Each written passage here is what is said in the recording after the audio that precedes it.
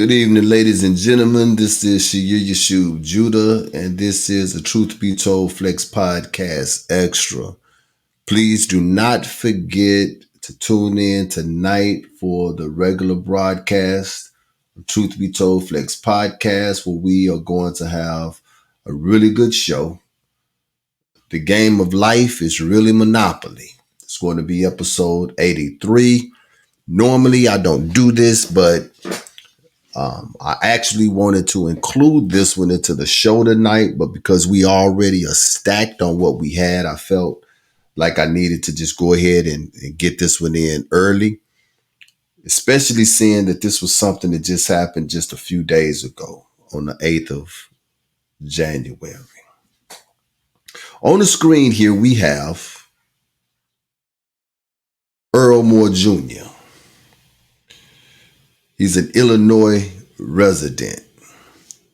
And the coroner declared Earl Moore Jr.'s death as a homicide, determining it was a result of the paramedics strapping him face down on a gurney and causing him to suffocate.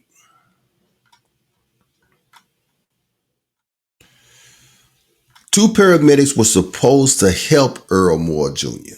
last month as he endured hallucinations brought on by alcohol withdrawal.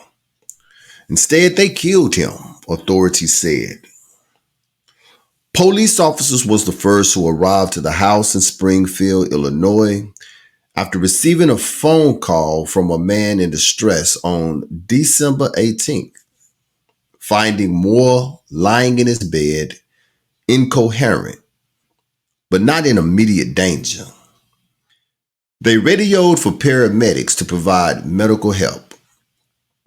Peggy Finley, 44, which is the lady to your far right, and Peter Cadigan, 50, which is the gentleman that is next to her. Both emergency medical technicians with the private company Lifestar Ambulance Service. Got there some 15 minutes later around 2:20 a.m. After arriving, Finley and Cadigan strapped Moore face down to a gurney. Imagine that. You are professional EMS technicians whose job is to save lives,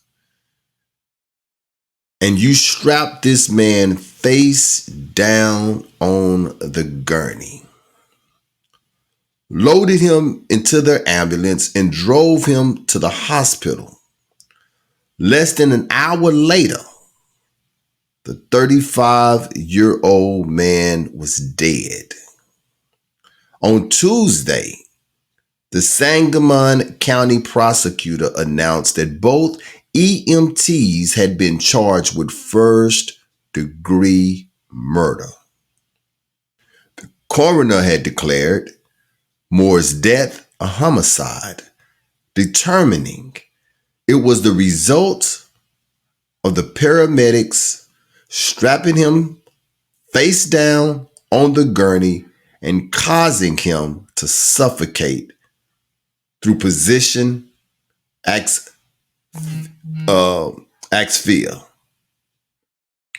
With their training and experience, Finley and Cadigan knew that trapping Moore in a prone position would create a substantial probability of great bodily harm or death.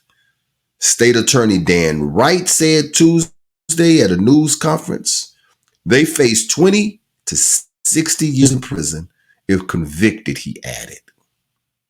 D. Peter Wise, the attorney who represented both EMTs at a bond hearing on Tuesday, told the Washington Post that neither has a criminal history nor are they a danger to others. These are two good people that find themselves in a very odd criminal case, Wise said. Lifestar CEO Roger Campbell declined to comment.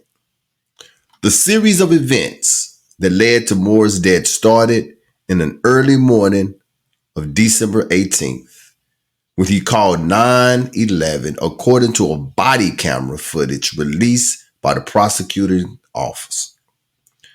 The Springfield Police Department officers arrived at 2:05 a.m.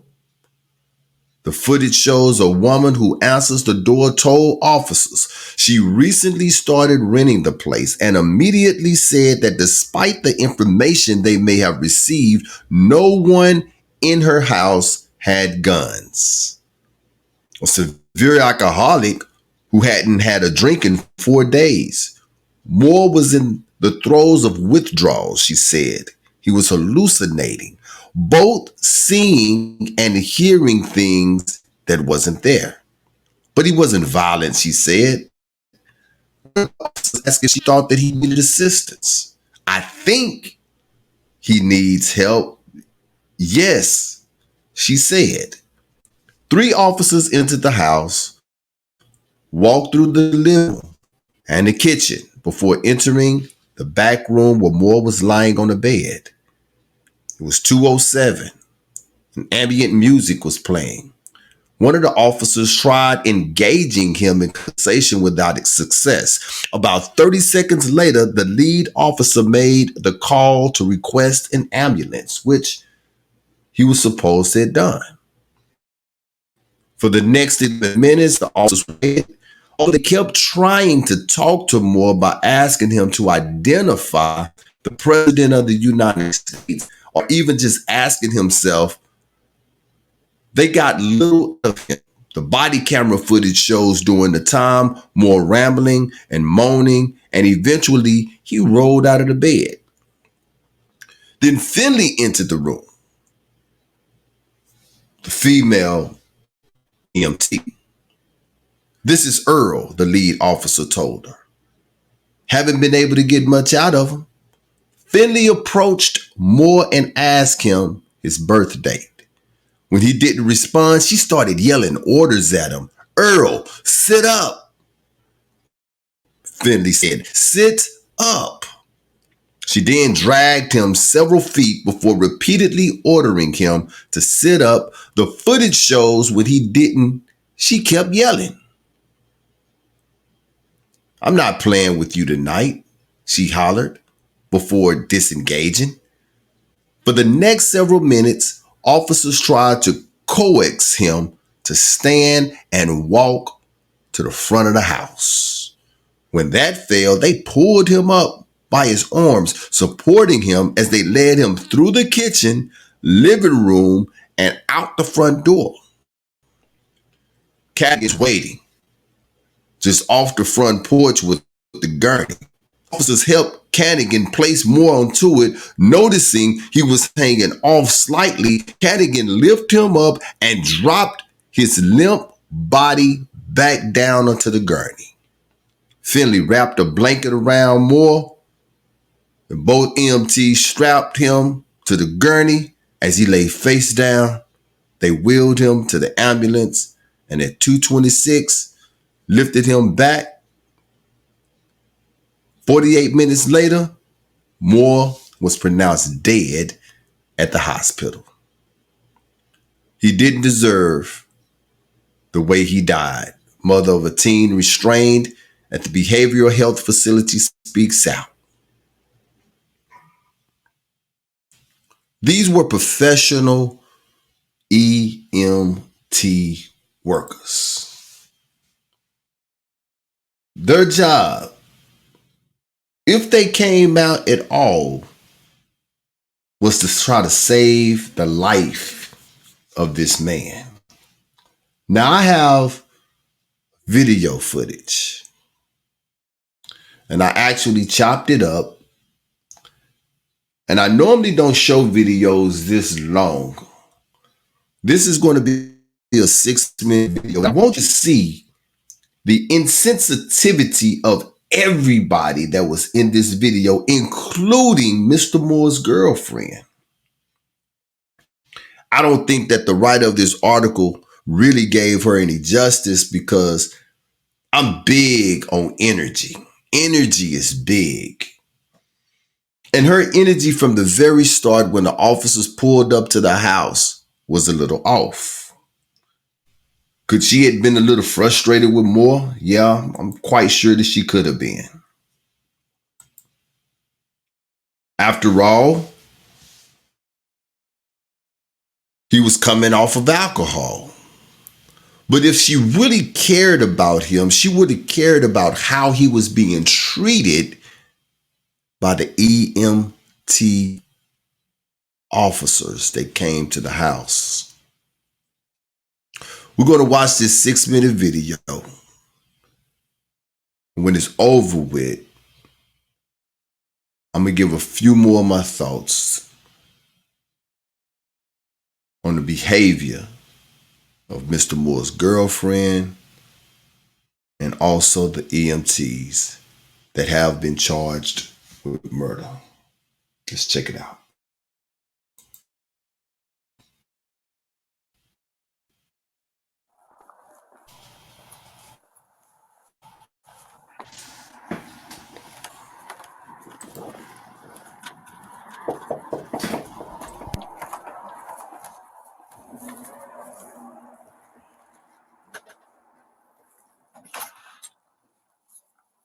Police.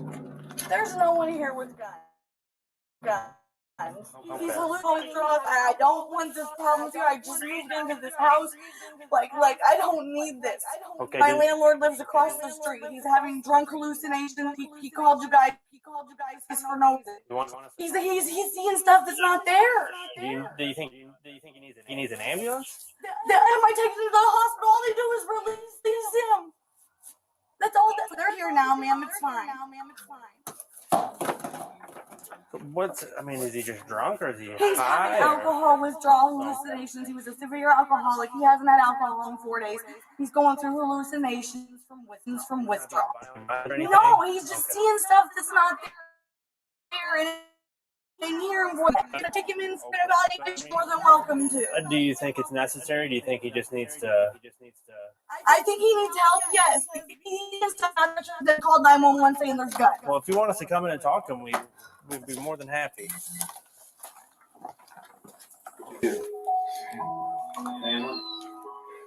Well, she's worried about you, man. She said she's been struggling a little bit.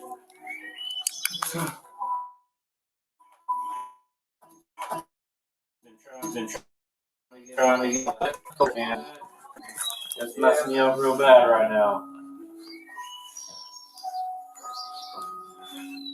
Did you get his name from her?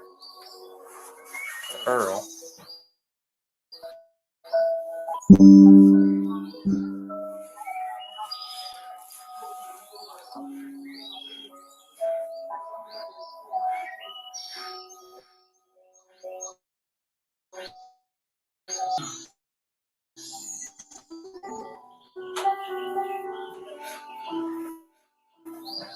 No water.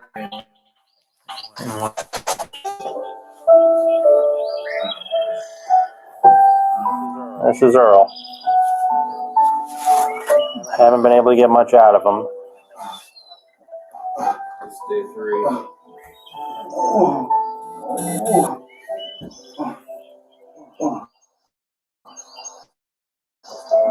Onto the floor. After he's been slowly stripping off of those clothes.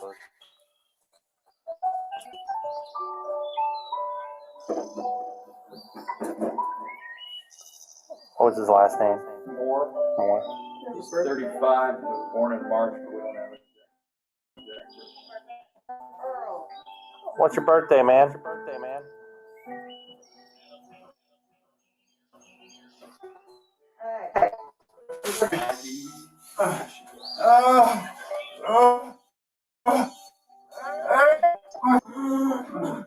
This is about all we've been able to get. Earl, sit up. Sit up.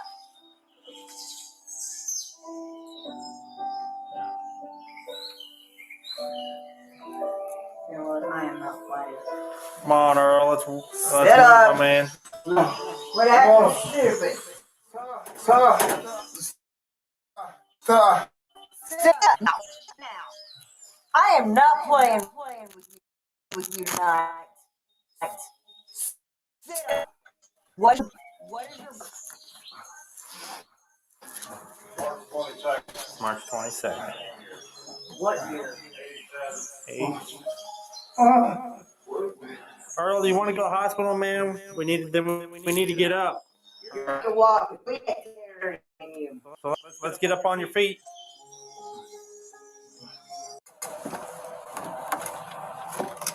You call.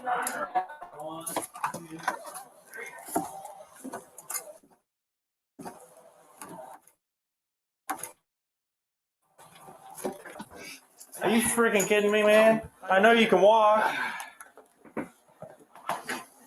All you gotta do is get outside. There are cots outside. Come on. You can walk.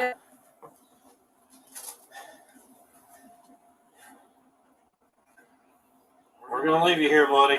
We don't want to do that, but we can't carry you all the way. Earl, get up. Call them. Outside waiting for you. Get up. Walk out that front door. Again. I know it's cold. Oh, keep going. Keep going. Come on, buddy. Now get up on there, man. Come on, get up on there, old bud. They can't get you there if you don't get on the cot. Get up on there, Earl. The bed wheel. Get up there.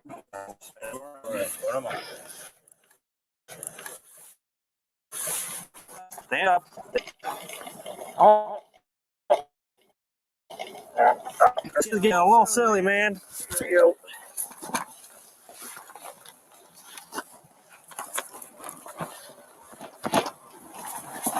There we go.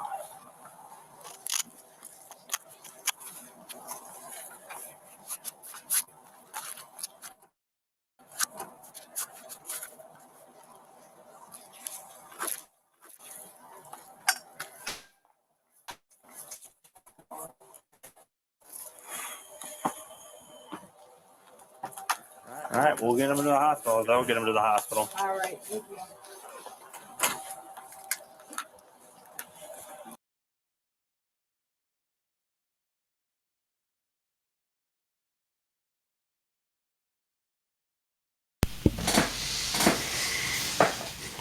One of the biggest problems I had with this video was Earl's girlfriend.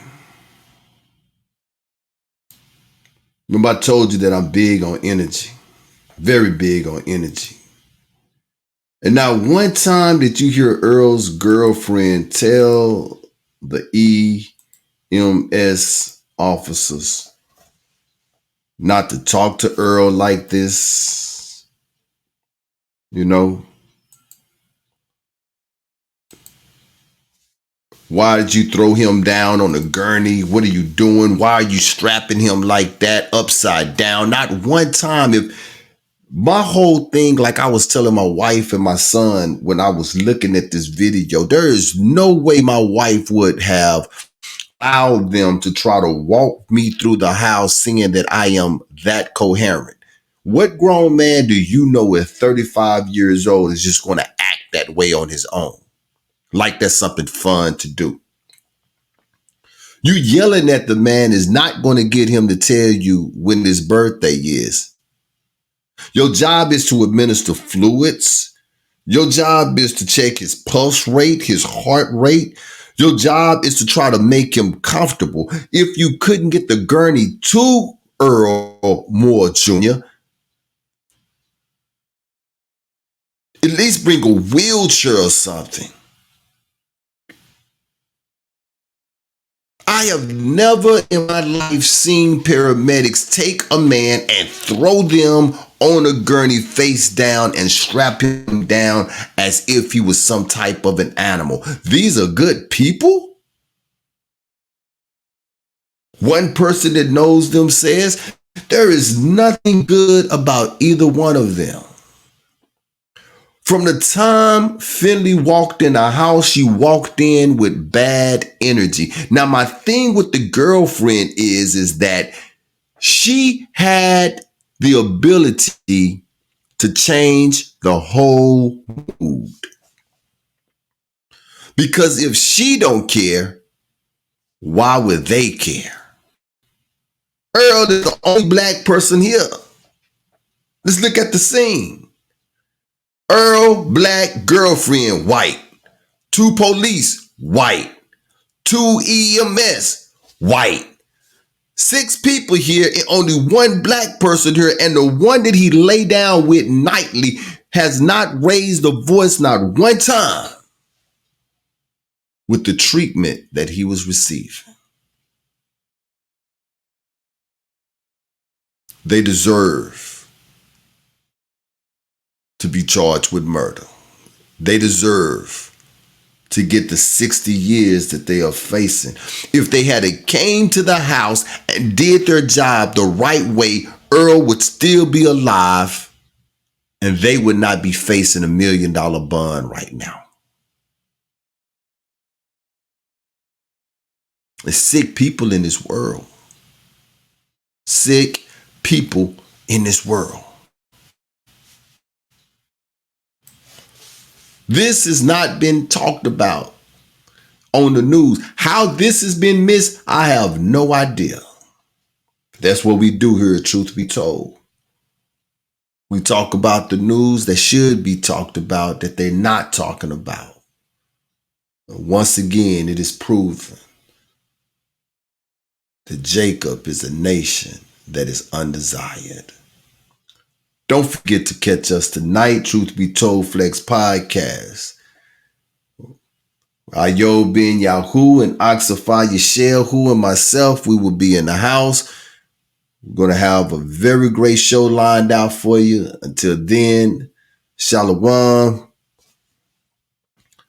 And I'm going to do my best to keep up with these EMS officers and keep everybody posted on what's going on with them. Until then, we'll see you tonight. Shalom.